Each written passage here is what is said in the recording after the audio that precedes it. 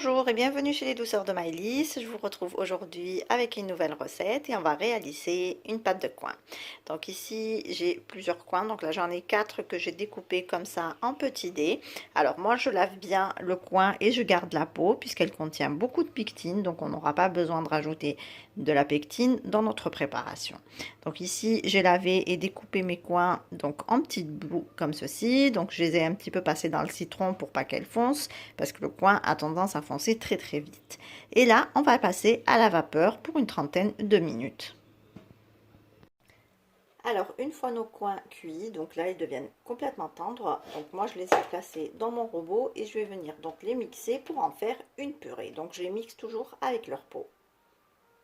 Alors une fois qu'on a mixé nos fruits, on obtient donc une purée comme ceci. On va venir donc la déposer dans une marmite.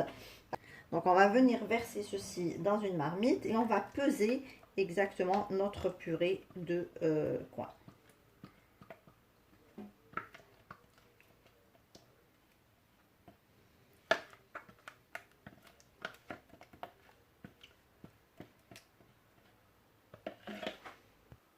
Alors ici, j'ai à peu près 800 g de purée de fruits. Je vais rajouter donc entre 600 et 800 g de sucre. Alors normalement, c'est le même poids de sucre que de purée de fruits. Moi, je vais essayer d'en mettre un peu moins cette fois-ci. Donc, je vais essayer de mettre 600 g. Alors ici, j'ai rajouté mes 500 g de sucre.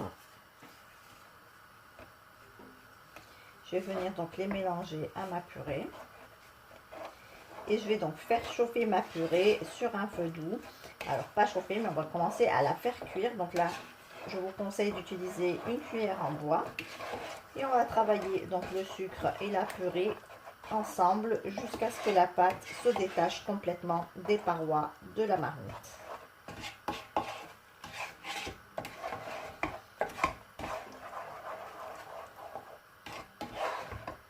Donc comme je vous ai dit, pour 800 g de purée, j'ai mis 600 g de sucre.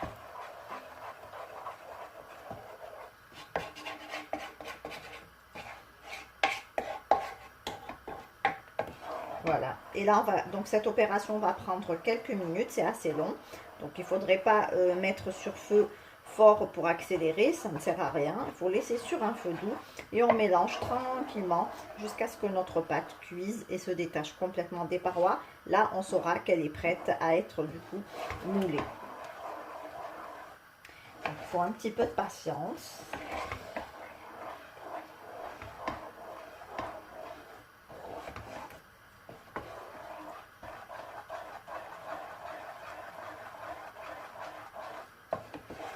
Alors, il ne faudrait pas s'arrêter de mélanger, donc on continue à mélanger avec une cuillère en bois pour avoir un petit peu donc, de contrôle sur notre pâte.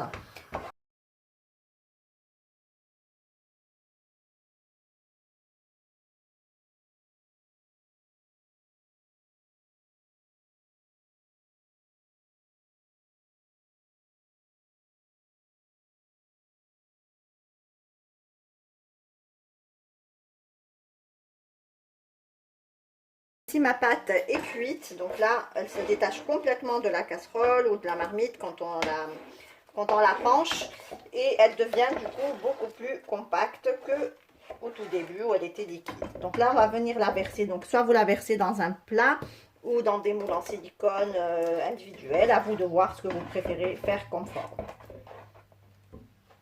Voilà, là j'ai fini donc de remplir mes empreintes. Alors moi j'ai fait des petits cœurs comme ceci, donc dans un moule en silicone individuel. Et aussi j'ai mis aussi dans un petit moule, c'est un moule que j'avais utilisé pour un insert pour une bûche. Donc à relief pareil. Donc j'ai mis dedans aussi ma pâte de fruits. Donc là je vais la laisser sécher toute une nuit. Au minimum 4 heures, 5 heures de temps, mais vaut mieux la laisser le plus tard possible. Je la démoulerai donc le lendemain et je vous montrerai le résultat. Et voici donc le résultat de mes pâtes de fruits après les avoir laissées sécher toute une nuit. Donc là, je les ai démoulées pour ceux qui étaient dans des moules en silicone. Donc la pâte se démoule parfaitement bien. Il faut bien la laisser sécher. Moi, en 3-4 heures, j'ai réussi à démouler juste pour voir si elle tenait déjà. Et elle tenait déjà parfaitement. Mais bon, j'ai préféré quand même les laisser toute une nuit pour avoir une jolie forme au démoulage comme ceci. Et pour celle-ci, on va la découper ensemble et on va les passer dans du sucre.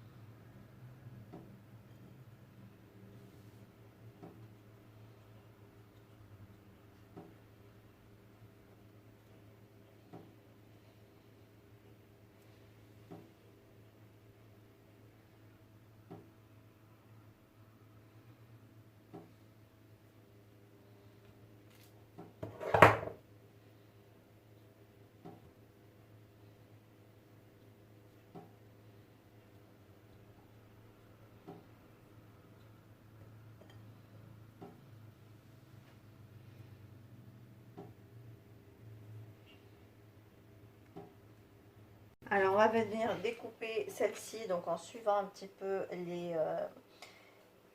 empreintes. Voilà, pour essayer de faire comme ça des demi-lunes. Et on va les passer aussi dans le sucre, comme pour les cœurs. Vous voyez, la pâte, elle tient vachement bien. Elle est vraiment belle. À la découpe, elle ne se déforme pas. Et pourtant, sans ajout de pectine. Tout simplement avec la pectine que contient la peau des coins.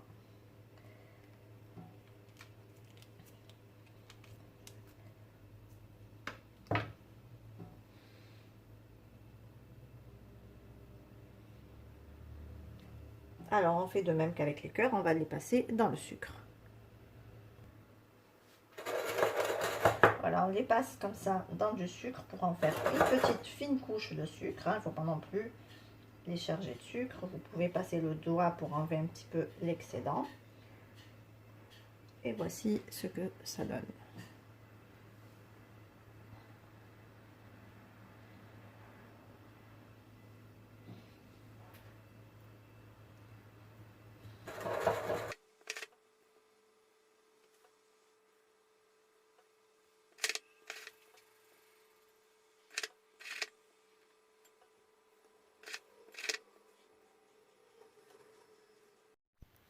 Et voici donc le résultat de nos pâtes de fruits. Comme vous pouvez le voir, donc on obtient une jolie pâte de fruits avec une belle couleur qui se tient parfaitement et qui n'est pas très sucrée. Voilà, ici on arrive à la fin de notre vidéo. J'espère que celle-ci vous a plu. En tout cas, si vous avez aimé, laissez-moi un like et un commentaire. Et n'hésitez surtout pas à partager la vidéo autour de vous. Si vous êtes de passage sur ma chaîne, soyez les bienvenus. Vous pouvez vous abonner en cliquant sur le macaron qui apparaît sur votre écran. Et vous pouvez également activer la cloche des notifications pour ne pas rater les prochaines recettes. Je vous souhaite à toutes et à tous un très bon appétit. Je vous retrouve très vite avec une nouvelle vidéo. Merci de m'avoir suivi et à très bientôt chez les douceurs de Maëlys.